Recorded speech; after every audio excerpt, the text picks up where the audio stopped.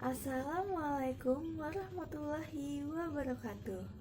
Selamat pagi, salam sejahtera bagi kita semua.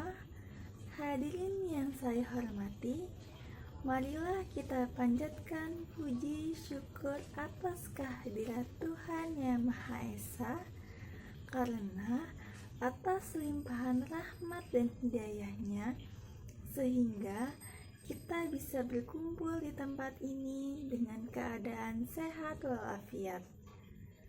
Ada pepatah yang mengatakan bahwa kenal maka sayang, tak kenal maka kenalan.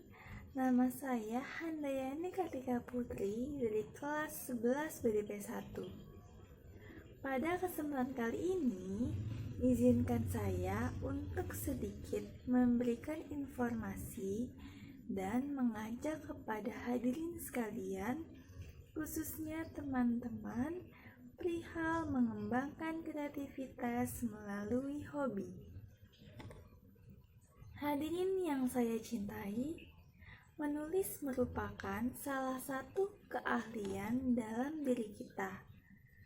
Ada berbagai macam bentuk tulisan yang sebenarnya sudah pernah kita tulis, mulai dari artikel, puisi, pantun, novel, hingga karya tulis.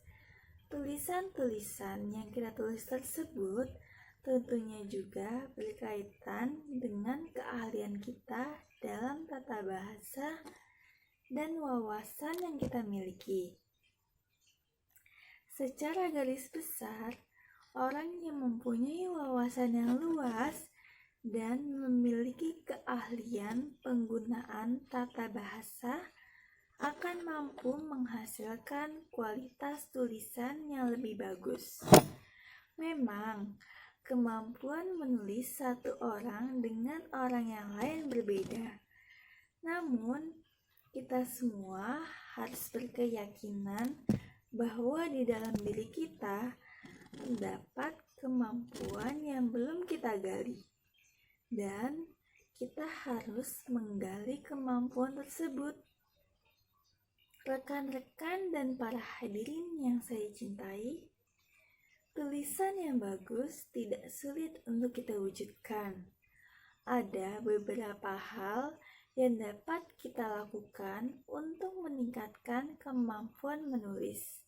Di antaranya, yang pertama, kita harus percaya pada kemampuan diri kita sendiri. Kita harus berupaya mewujudkan tulisan yang murni dari hasil pemikiran kita. Dengan sikap yang demikian itu, maka akan timbul sikap menghargai tulisan yang telah kita buat dari hasil jeripaya kita. Kita akan sadar betapa kayanya kemampuan yang dimiliki kita sendiri. Yang kedua, jangan pernah berhenti untuk menulis.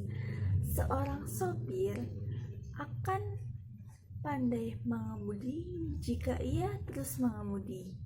Dengan demikian, semakin banyak kita menulis, maka kita akan semakin pandai dalam membuat pola tulisan yang kita tulis. Kita juga semakin paham dengan kesalahan-kesalahan kita dalam menulis, sehingga kita akan terus dapat memperbaikinya. Yang ketiga, teruslah membaca. Dengan membaca, terutama membaca informasi-informasi yang aktual, maka tulisan kita tidak akan ketinggalan zaman. Perlu diingat, tulisan yang baik adalah tulisan yang aktual. Orang akan menulis tulisan kita bagus apabila sesuai dengan perkembangan zaman sekarang. Kemudian, dengan kita membaca, kita juga akan dapat menambah kosakata yang kita miliki, sehingga akan menambah penggunaan tata bahasa kita. Tidak hanya itu, apabila kita juga membaca tulisan orang lain, maka kita akan dapat membandingkan kualitas tulisan kita agar lebih kita tingkatkan lagi. Yang keempat, milikilah buku-buku tentang menulis dan buku idaman kita.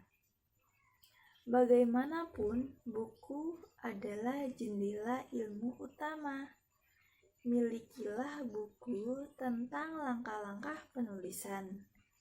Dengan memiliki buku tersebut, maka kita akan mendapatkan jurus baru dalam menulis. Atau paling tidak, buku tersebut akan dapat memotivasi kita untuk selalu menulis. Ya, dan terakhir yang kelima, bergaulah pada lingkungan penulis.